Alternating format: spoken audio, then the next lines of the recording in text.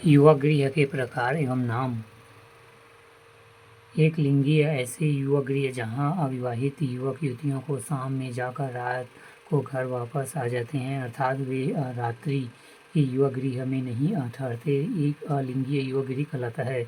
उदाहरण छत्तीसगढ़ की अबुझ माड़िया जनजाति में एक लिंगीय युवा गृह पाया जाता है। द्विलिंगीय ऐसे युवा गृह जहाँ अविवाहित युवक युवतियाँ शाम को जाते हैं और रात भर युवा गृह में ही ठहरते हैं और द्विलिंगीय युवा गृह कहलाते हैं। उदाहरण के लिए बस्तर के माड़िया जनजाति का घोडुल युवा गृह के नाम जनजाति एवं युवा गृह मुड़िया, घोडुल, उराव, धुमकुरिया, बिरहोर, गितियोना एवं गितिओरा।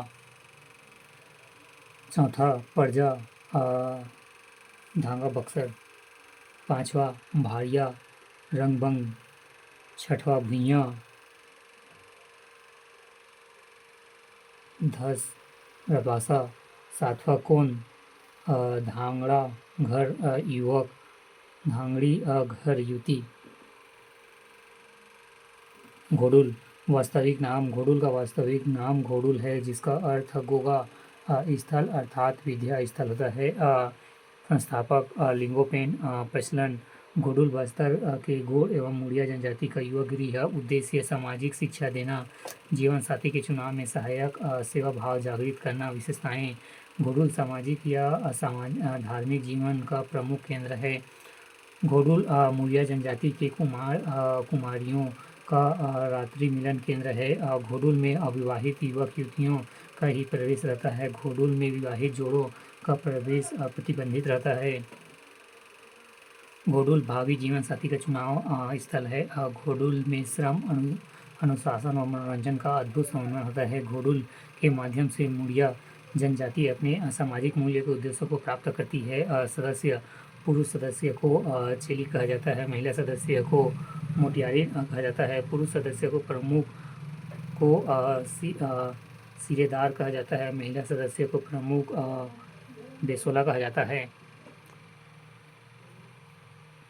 घोडुल के सदस्यों के कार्य: झरिया, सफाई का कार्य, मुसवान, साज सज्जा, कोटवार, उपस्थिति, पंजीयक, चलाकी, तंबाकू बांटने वाला।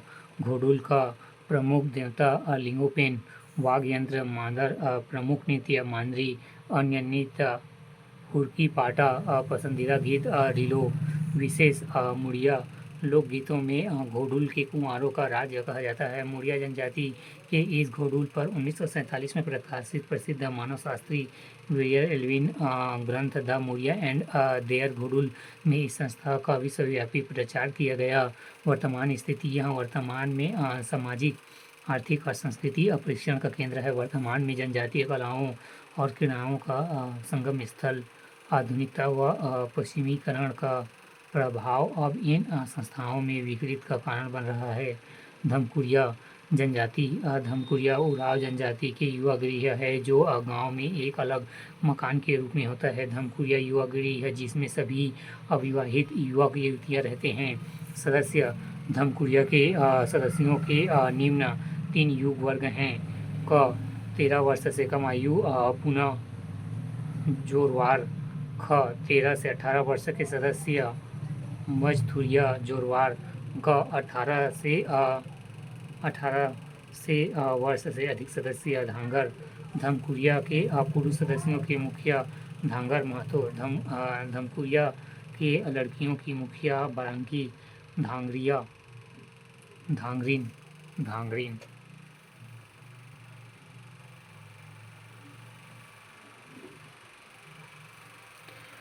गतिविधियाँ।